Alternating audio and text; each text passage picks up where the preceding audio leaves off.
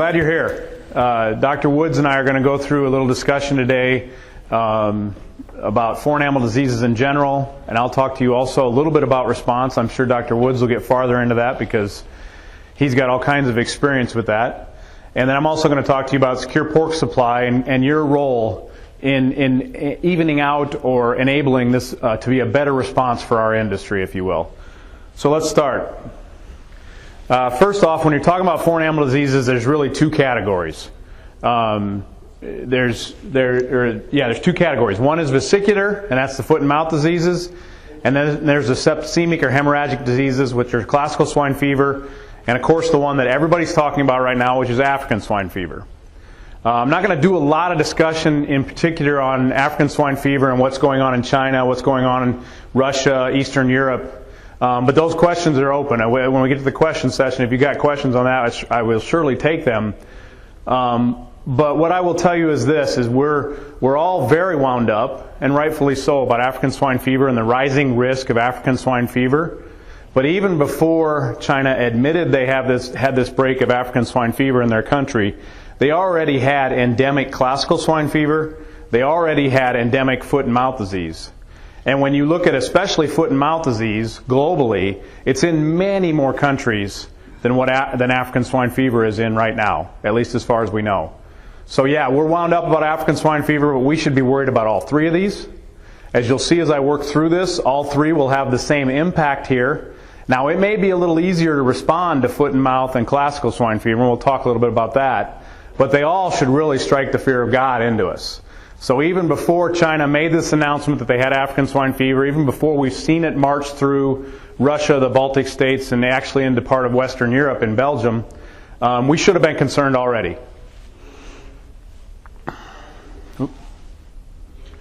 So they're all viruses. They all have many either subtypes or strains, and that comes into play especially with foot and mouth disease and classical swine fever when you start talking about vaccines. For African swine fever, as I think most people know, there currently is no vaccine. I've talked to some of the pharmaceutical companies that are going hot and heavy on trying to build vaccines, working with USDA and the Plum Island Research Facility. There is no vaccine for African swine fever on the horizon. There's nothing going to be manufactured and put together for us this year, next year, or probably the year after that. We are easily 4 or 5, if not more, years out from having an African swine fever vaccine. So it's not around the corner. We do have vaccines for foot and mouth disease and classical swine fever, but you need to know what strain subtype you're dealing with. And that's part of what NPPC has been working on with the Farm Bill, trying to get enough dollars to put together a foot and mouth disease bank that would cover enough of the common subtypes of foot and mouth disease so that we would be ready day one of an outbreak to be putting together the vaccine that we need to have out in the field. The good news as we stand here today, at least as far as I know it, and if it was any different, Dr. Woods, myself, and many of us probably wouldn't be here, none of these diseases exist in the United States. Many, or a couple of them, have either never or been a long time. Foot and mouth disease we eradicated back in 1929. African swine fever, we have never had it in this country. It's come as close as Haiti, the Dominican Republic, Cuba, but we've never had it in this country. Classical swine fever, we made the declaration in 1978 that we had cleaned up classical swine fever, also known at that time as hog cholera. I'm betting you Dr. Woods had something to do with that cleanup. I just missed it. Vaccines, we already discussed this a little bit. The subtypes or strains matter for classical swine fever and foot and mouth disease. There's no vaccine and no vaccine on the horizon for African swine fever. That means we'd have to rely on stop movements and depopulation eradication to get rid of African swine fever. Foot and mouth disease, classical swine fever, we could, and I stress could, utilize the vaccine. We could use it in a ring block fashion. So we could use it on susceptible animals that we believe to be outside of the infected zone, with the hope that we're doing something like the guys that fight fires, forest fires do. Making a ring around there where basically animals have more immunity to the virus so it does not escape that infected zone, just like in fighting a forest fire. But the problem with that is, and we'll have to make this decision if we do have a break with classical or foot and mouth disease, the problem with that is it then takes longer to get back into world trade. according to the OIE standards. You've got to then do the vaccine, you've got to use the vaccine, eradicate the disease inside that infected zone, eradicate the animals that were vaccinated around that infected zone, and then there's a waiting period to show that you're in fact free of the disease and the vaccine strain before you get back into world trade. So it does take a little longer to get back into world trade. We're going to have to balance that.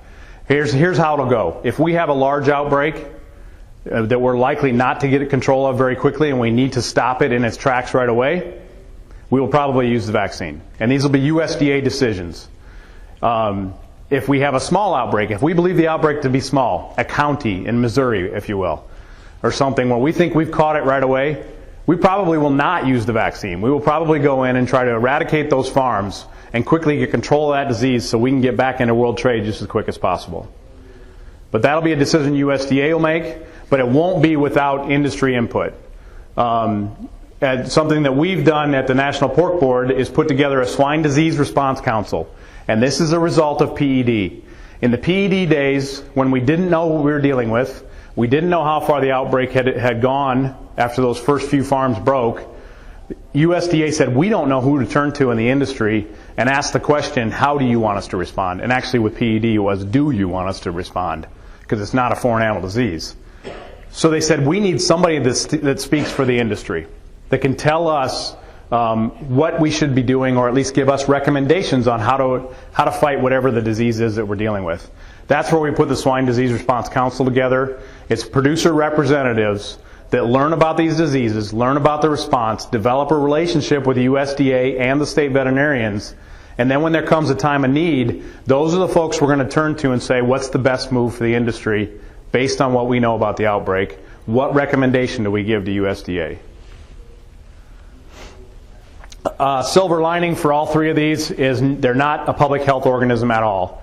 African swine fever, foot and mouth disease, classical swine fever do not infect humans. They're not a human disease. None of them are.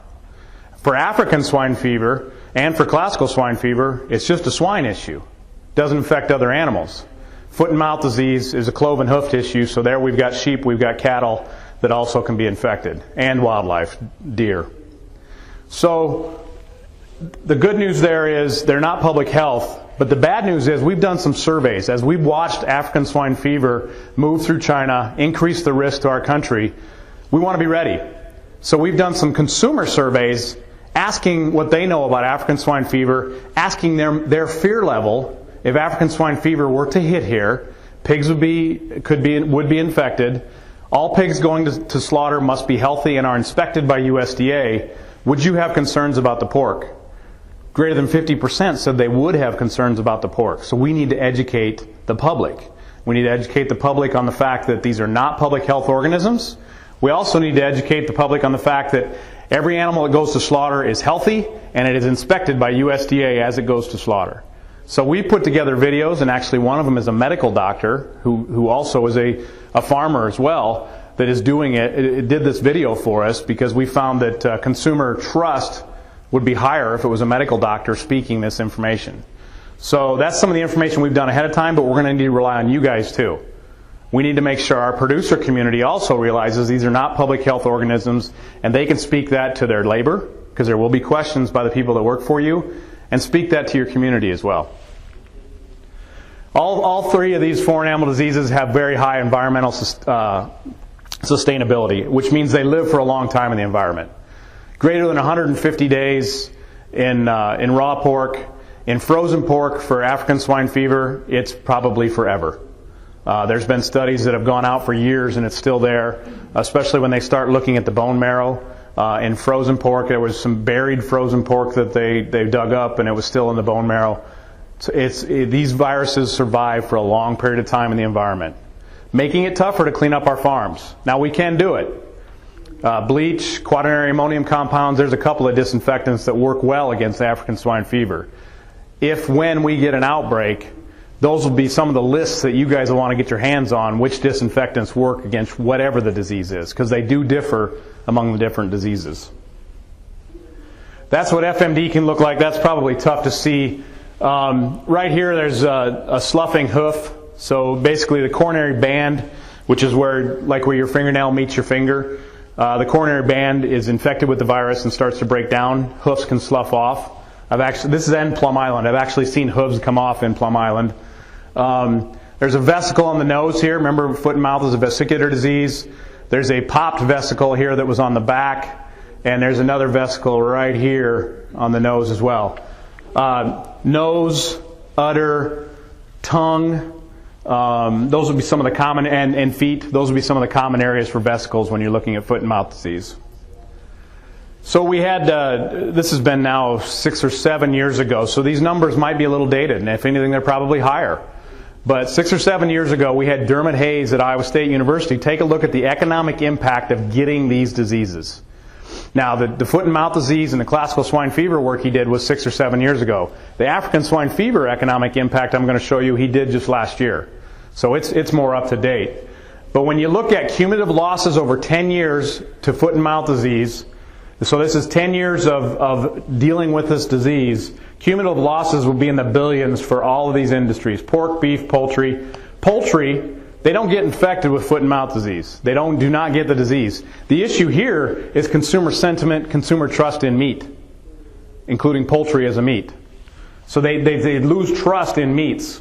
And then, of course, our feedstuffs would suffer as well because dead animals don't eat. So on the left here, you've got what classical swine fever can look like. It's a hemorrhagic disease. What this is the spleen here, and this is actually a CSF and an ASF spleen, greatly enlarged, engorged with macrophages and blood. And these pictures over here are from African swine fever infected animals, bloody diarrhea, bloody lymph nodes, hemorrhage, spotted hemorrhage on the kidney. There's that enlarged spleen. There's the lymph node there. So it's a septicemic disease for both of these. Both of them cause hemorrhages throughout the body and on the skin. There's some hemorrhages here on the edge of the ear. You can see it better here. That's a common area for hemorrhage. Internal hemorrhages on the skin anyway. You can't tell these apart. So you can't tell these apart by on the farm looking at it. You also can't tell these apart from a severe septicemic salmonella on the farm. The only way to do it is to actually get diagnostics and run diagnostic tests. So the economic impact of CSF, very similar here for Dermot as he worked through the numbers. He didn't do beef and poultry here, but I can tell you that, again, there would probably be an impact on those other commodities as well because of consumer trust issues. So $51 billion, again, over 10 years to our industry. Now, African swine fever, this was one he just did in the last year because of what we're seeing around the globe. And this is a 1-year loss. So the numbers are smaller, but it's a 1-year loss. In the first year that we get African swine fever, will be at least an $8 billion loss to our industry is his estimate. And then you can see $3 billion for beef. Again, cattle don't get African swine fever. It's a consumer trust in meat issue. And then $4 billion for corn and $1.5 billion for soybeans. So extremely important that we keep these out. What's going to happen the day it comes in? The day it comes in, Dr. Woods and state veterinarians just like him are going to try to get a handle on whether it's in their state or not. If it's not in their state, they're going to work hard to keep it out. If it's in their state, they're going to put a quarantine on those areas that are infected and the surrounding areas very quickly. And it will be the state veterinarians that will take charge from day one. Now, USDA will come in. USDA will come in and take co-command with the state veterinarians as far as the response and cleanup. But it'll be the state veterinarians first. They're the ones that have the quarantine capability on day one. There are plans in place. There's plans at USDA, what they used to call the Red Books. That's a foot and mouth disease cover for the Red Book there, for a response plan to foot and mouth. But there are other plans that the industry has. We're going to talk about Secure Pork Supply Plan here, which deals with continuity of business in the face of an outbreak. And then also you should have plans on your farm. And these are available from the Pork Board website, these foreign animal disease preparation checklists, biosecurity checklists. This is what you guys can do on your farm actually right now. Get prepared ahead of time. Know what you're going to do in the face of foreign animal disease. Also know the biosecurity that you can have in place right now to do your part to keep it off of your farm if it were to get here. So when we look at the response, the common denominator here is the premises ID number. And this is probably the first thing, if you don't have it done, that you should do as a producer. The premises ID number traces back directly to your farm where you raise pigs. At least it should. When you register it, that's where you should register back to, is where the pigs are, because that's what the state veterinarians will need to know to put the response plan into place, to put surveillance into place. So if you don't have a premises ID number for each and every site where you have pigs, you need to contact your state veterinarian and get a premises ID number attached to those sites. So response, when we talk about FMD, we've been worried about FMD really for the last 20 plus years when you go back to look at the outbreak that the UK had in the late 90s. So there's been a cross-species response team because, again, FMD infects all cloven-hoofed animals. So we got sheep in here, we got beef in here, that's already been working with the USDA on response, working with how would we plan to use a vaccine, when would we use a vaccine. So there's already been a lot of work done on the FMD area as far as response. The goals are to contain it right away where it is, keep it from spreading any further, eradicate it very quickly, and get us back to business continuity as quick as possible in the face of an outbreak. Because remember, what we'll have is we'll have a number of quarantines that will be placed after the outbreak. We'll need a way to lift those quarantines. We'll also need a way, once those quarantines are still in place on some farms, there will be other farms that are known to be clean. We'll need to figure out a way that they can get back into commerce, and that's where Secure Pork Supply comes in. So what's going to happen? As I said, Dr. Woods and others like him will set up a control zone where they believe the disease to be if it's in their state. Now that may look something like this, and this is the way we draw it all the time, is we draw these concentric circles where in the middle you've got your infected farm, and then you've got an infection zone around there based on whether the virus can be aerosolized, spread through the air or not. You've also got around it a buffer zone that you're going to do surveillance in, and then you've got a control area that is all this yellow and everything to the inside. So everything in that control area is not going to be moving animals. It's going to be under quarantine. And then you'll have a surveillance zone around all of that to see if it's getting out or gone further than what you thought when you first placed your infected zone. And then the green out here is the free zone. This is the way we always draw it. It's probably going to look something more like that. It won't be concentric circles. It'll be based on geography. It'll be based on where the farms are. It may be based on where the trucks regularly traffic. If there was this farm always took nursery pigs down here by Galesburg, it might be an oblong shape like this because we know animals have been traveling that corridor. So it won't necessarily be in the concentric circles that we always draw, but there will be an infected zone, there will be a control zone, there will be a surveillance zone, and then outside there will be a free zone. Or it may look like that. If it's, we don't know for sure, but it looks like it's only in Iowa, but it may have come to a number of farms across many areas of Iowa all at once or within close period of time. Then it may be that Iowa, or whatever, pick your state, I'm not picking on Iowa, but pick your, Iowa may be the control area, the surrounding states would be the surveillance zone, and then the outside of that is the free zone. It'll all depend on how quickly we find this virus and how quickly we can determine how small the outbreak is or how large the outbreak is. So that's where you guys come in, because you guys and the people that work for you, if they recognize that this could be a foreign animal disease and they act quickly and get the state veterinarians out there to take a look, your state veterinarian or his people out there to take a look, do diagnostics, we can get a handle on it quicker if it really is an outbreak. Otherwise, if we allow it to sit there and spread, we could end up with something like this. So let's talk about the Secure Pork Supply plan a little bit. This is our business of continuity plan. It's been developed, the plan itself. We're now developing the database that goes with it. What this does is when you're in a situation like that, and you are in this surveillance zone, so you're not part of the infected zone, which is all the blue here, but you're in the surveillance zone, your state veterinarian is going to want to know that you're safe to move animals before he will permit any movement. So how's he going to do that? Well, he needs to know something about your biosecurity. He needs to know something about regular movements now and in the past, because you may have brought in infected animals onto the site. He needs to know about the disease status of your current animals right now. And all of that can be data that's in the Secure Pork Supply that you upload, because you've got that. That's production data. It's your diagnostic lab data. It's your biosecurity plan. It's biosecurity records on what you do on your farm. It's your movement, movement records that you have on the farm as well. But the problem is, and what we've run into, especially when we watch the poultry industry, You guys have all those records, but you got them on paper or you got them in your own computer, okay? But the problem is, how does Taylor or state veterinarians like him get to see them in a time of need? And they need to see them pretty quickly, because you need to move animals quickly, maybe, and he needs to make decisions quickly because he's going to have a lot of different producers asking him to make decisions. So when we look at the avian influenza outbreak that happened recently in Iowa and Minnesota, what was happening was all this paperwork was being pushed through a fax machine, or in some cases hand-delivered, run down by courier down to the state veterinarian. And so then he's got to sort through all these pieces of paper and determine whether your site is safe to move animals. Time-consuming, cumbersome, and frustrating.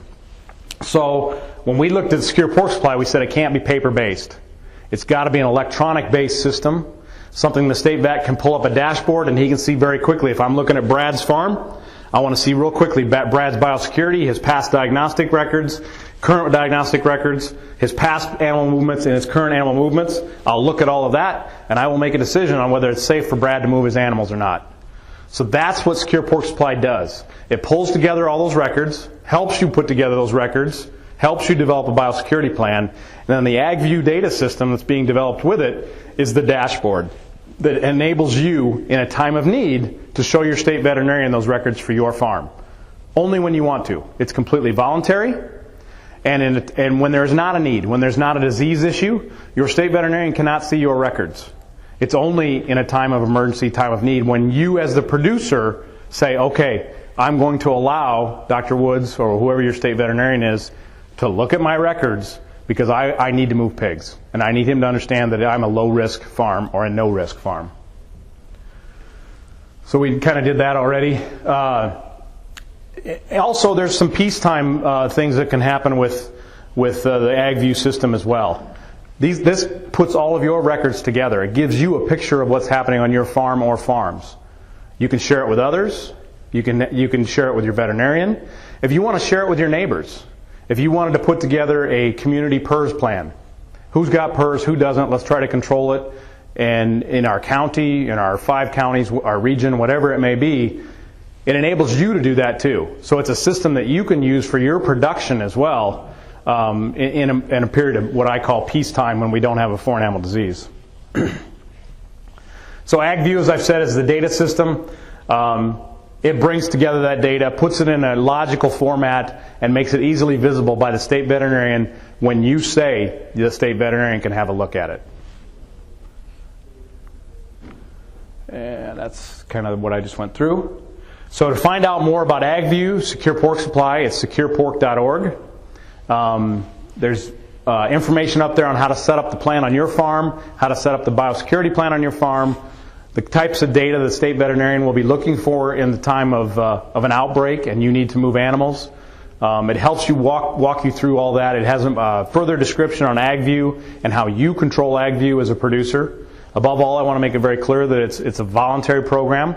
It's probably wise, though, to get into it ahead of an outbreak, because your data will already be up there, it'll be easily imaged, and if you're a safe farm for movements in the face of an outbreak, you're going to be at the head of the line then when the state veterinarians start issuing permits for safe movements in that surveillance zone. Additional information on the foreign animal diseases can be found on our website at pork.org/FAD. That's where we're putting all the new information on African swine fever. I routinely get guys that ask me for biosecurity information on, hey, I'm going with the Farm Bureau, this was yesterday, I'm going with the Farm Bureau over to China. What should I do before I come back? We've got documents up there that talk about what to do with your footwear, what to do with the clothing, how to make sure you don't track something back into this country. Or I get other calls, especially around our Expo time, World Pork Expo.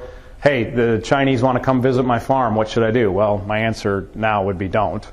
But if it's let's take somebody else. Somebody from the UK wants to come visit my farm. What should I do? African swine fever is not in the UK, but it's over in Europe and it's closer than we are.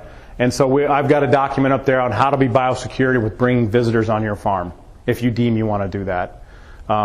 There's information up there on feed, potential for feedstuffs to be a transport medium for viruses, potential for you to be able to mitigate viruses in feed. A lot of information up there on that. Information on African swine fever, the latest on what it's doing around the globe. So take a look at that website as well if you have further questions on any of the foreign animal diseases, but especially African swine fever today. With that, are there any questions? I think I've got just 1 minute.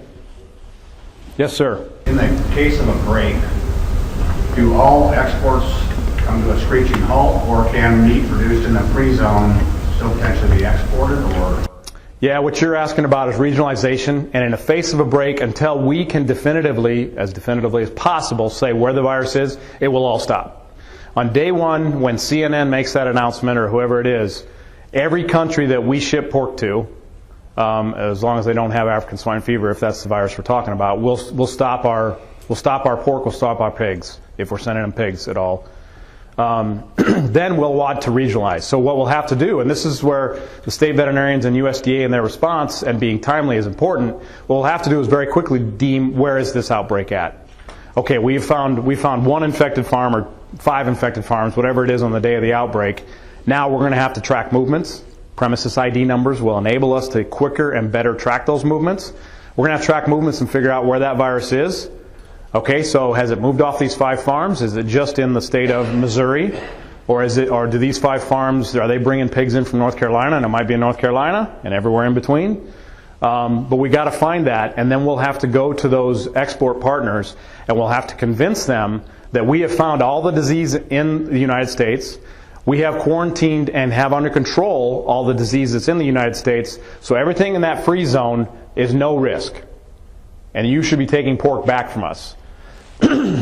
So, we've got one country that we do pre-regionalization with. They've already agreed that they will listen to that and they will do that with us. Who do you suppose that is? No, it's Canada, because we're the same freaking country as far as pigs are concerned. It's Canada. We've got a pre-regionalization with Canada because it's even more important to the Canadians that we do the same thing to them. Because they export, I believe the number's like 70% of their pork is exported out of Canada. We export 25 to 28, depending on the year, %. So we've got one country. USDA has told us they're in preliminary talks with Japan on pre-regionalization agreements to get us back into shipping product to Japan quicker. We've told them, okay, well, that's another country, but we still got Korea, and we still got Mexico, and we still got Argentina, and and so on, Singapore, and so on, that we need the same type of agreements with. But it will, on day one, and for a period of at least weeks, we will be out there alone and having to consume our own pork and not shipping it anywhere. It's going to be until we can definitively tell them. Poland is infected with African swine fever today.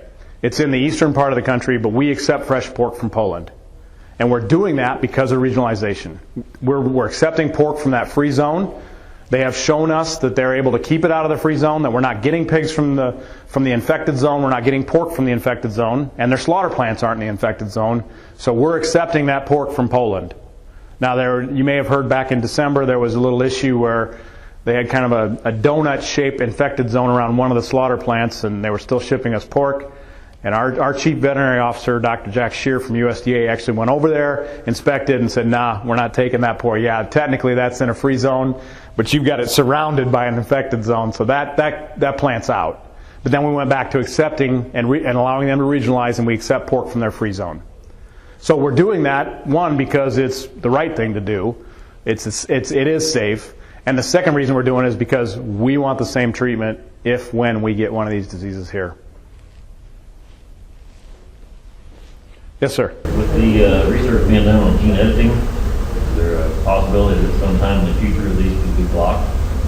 There actually is. Great question, Marcus. What Marcus asked was with gene editing, we've got the PRRS-resistant gene-edited pig that was done right down here in town, that was worked on in town right here, that is in the works right now as far as going through regulation and determining how we can get that out to the industry commercially, or how PIC genus can get it out to the commercial industry.